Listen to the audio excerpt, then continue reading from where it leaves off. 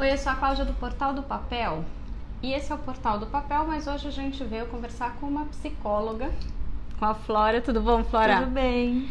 Só que é um assunto que tem tudo a ver, porque a Flora, além de psicóloga, se dedica a uma tarefa muito legal, que é o Bullet Journal.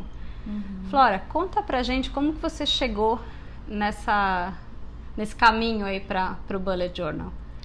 Então, na verdade, eu cheguei no Bullet Journal porque eu sempre tive interesse por manualidades, né? Então, papéis, desenhos, cartões e coisas afins, eu sempre gostei muito.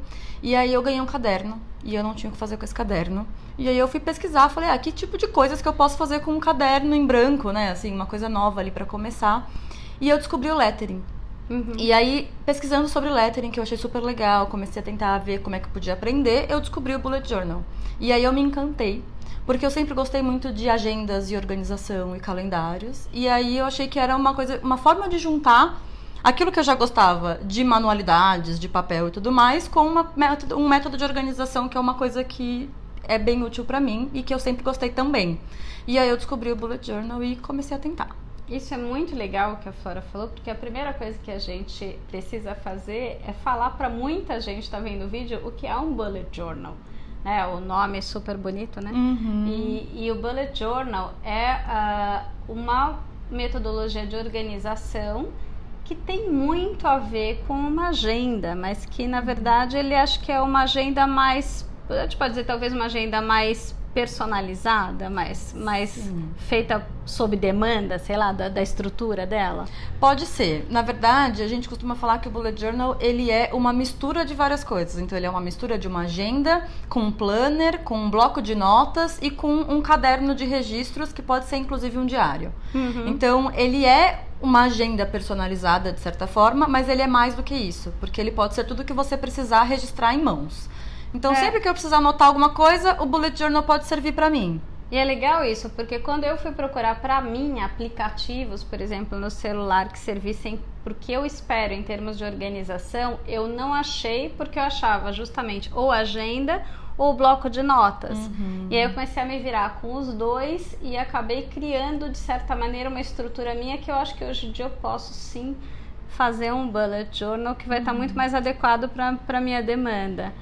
Agora, tem um aspecto que eu vou falar que eu conversei até um pouquinho antes com a Flora para ela me falar o parecer dela e me tranquilizou bastante, que uma das coisas que num princípio me desanimou um pouco de fazer um Bullet Journal é que todos os exemplos que eu vejo são lindos, com caligrafias maravilhosas, com lettering, e eu tenho, apesar de ter um monte de amigas calígrafas fofas, ainda vou aprender a fazer um letteringzinho, mas a minha letra é péssima, e aí eu fiquei pensando, se eu for fazer uma coisa tão elaborada, não vai caber no meu tempo. Como que é isso, Flora? Então, na verdade, é uma queixa super comum. As pessoas falam muito isso, né? Nossa, eu não tenho uma letra bonita, como é que eu vou fazer um bullet journal? Ou, eu não tenho tempo para fazer uma coisa tão bonita, como é que eu vou fazer um bullet journal? E o que eu sempre falo para as pessoas é que você não precisa ter uma letra bonita para ter um bullet journal, porque a base dele não exige que você tenha uma capacidade de fazer um super desenho, não exige nada disso. Você pode fazer se você quiser, se te fizer bem, se for gostoso pra você, como muitas pessoas fazem, eu mesma gosto de fazer, mas não é obrigatório, porque o Bullet Journal em si, ele tem uma estrutura simples que é de anotação. Então você precisa de uma caneta simples e um caderno simples, e aí você vai anotar coisas. Não depende da sua letra, porque a funcionalidade dele depende dessa organização de anotar coisas, tirar da cabeça, registrar no papel e se organizar, e não dele ser bonito ou não. Eu acho legal pensar assim, pra quem gosta, da mesma forma que não são todas as formas de terapia que servem a todas as pessoas, o Bullet Journal eu vejo dessa forma. Não são todas as formas de fazer Bullet Journal que vai servir para todo mundo. Então, por exemplo, arte terapia, que é a terapêutica através de arte, é muito legal, mas talvez não para todo mundo. Para algumas pessoas que às vezes não gostam de arte, ou tem um bloqueio, ou aquilo é um fator que gera muita ansiedade, não vai ser legal. E o Bullet Journal também é assim. Então, para quem gosta, para quem tá disposto a parar, dedicar um tempo para isso e fazer gostoso, dá para fazer. Se você quiser fazer um bullet journal bonito, sem tempo, também dá, porque é prática. Sim. Né? Hoje em dia, eu faço em 10 minutos uma semana super caprichada, porque eu já tô fazendo isso há um tempo. Né? Então, faz um ano que eu comecei, que eu tô fazendo, e eu já peguei uma prática. Mas antes eu demorava 2 horas para fazer uma semana. E você pode fazer uma coisa super simples, que é só escrever o dia e acabou, e você não tem que fazer mais nada. Vai do que é gostoso para cada um, né? E do que é saudável para cada um, porque o bullet journal é para te ajudar e não para te gerar mais ansiedade. Isso é verdade. E isso, conta pra gente um pouquinho, a metodologia, existe uma base, né? Que normalmente as pessoas usam como estrutura. E como que é essa base? Então, na verdade, o Bullet Journal, a gente fala que ele é um método, por quê? Porque ele foi desenvolvido por um autor, o Ryder Carroll, e ele desenvolveu esse método com uma estrutura básica que é o índice. Por que o índice? Porque é um caderno que tem tudo. Né? Então, de repente, você precisa achar onde você fez a lista de compras do mercado. Porque você precisa saber se você comprou ou não comprou uma coisa que você esqueceu. Você tem que achar aquilo fácil. Não é pra você ficar lá se matando, tendo um super tempo pra fazer isso. Então, você tem um índice que você escreve tudo que você tem de páginas no seu bullet journal, né? Então, eu criei uma lista de mercado, eu coloco no meu índice. Eu criei uma anotação do meu dia, eu coloco no meu índice. Vai depender da sua necessidade o que você vai pôr no índice ou não. Depois do índice, você vai fazer uma página de marcadores, que ela não é obrigatória, mas que eu acho legal de fazer, porque você tem ali o seu registro de como você anota as coisas no bullet journal. Como uma legenda. Como uma legenda. Dos seus apontamentos. Então, por exemplo, se daqui a 2 anos eu mudei o meu método e eu quero rever alguma coisa no meu bullet journal, eu consigo ver como é que eu estava marcando naquela época para entender o que eu quis anotar. Que é um pouco aquelas questões da bolinha para tarefa por realizar, você faz um xizinho, é uma tarefa realizada. Isso. Que a legenda, ela tem um código básico que foi criado pelo autor, pelo autor do método, mas você pode adaptar do jeito que funcionar para você, né? Posso mostrar o livro? Pode, Flora? claro. Esse aqui. E aí, esse livro eu acho bem legal porque ele é bem didático e ele mostra passo a passo dessas partes do bullet journal que eu acho legal.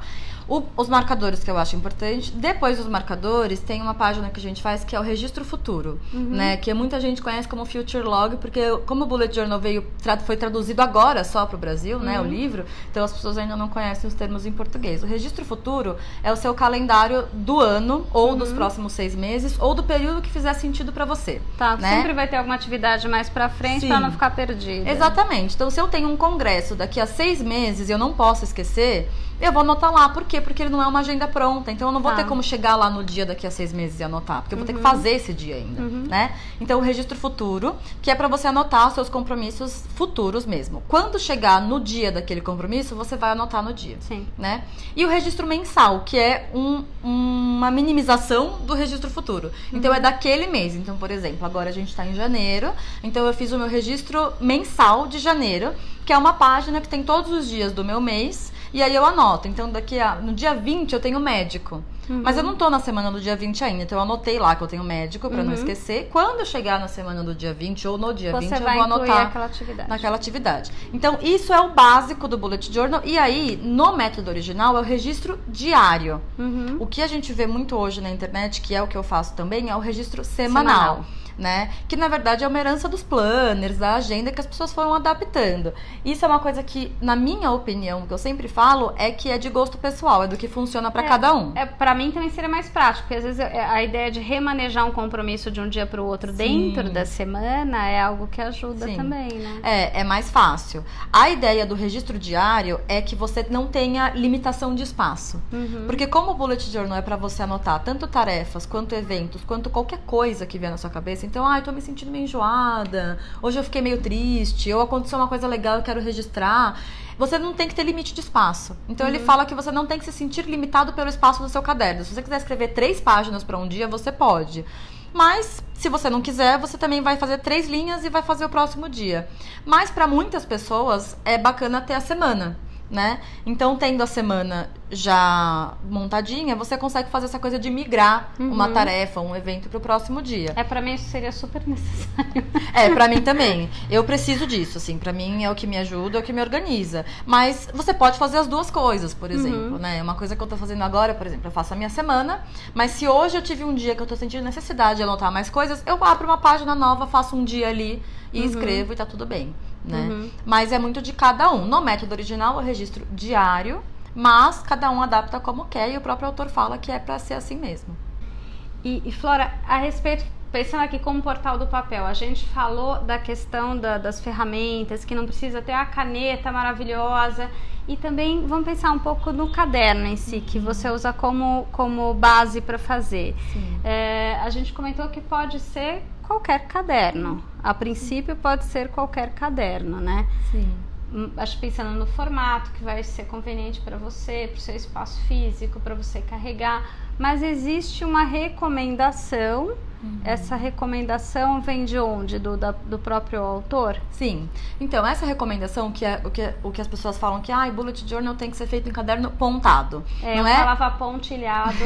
É pontado.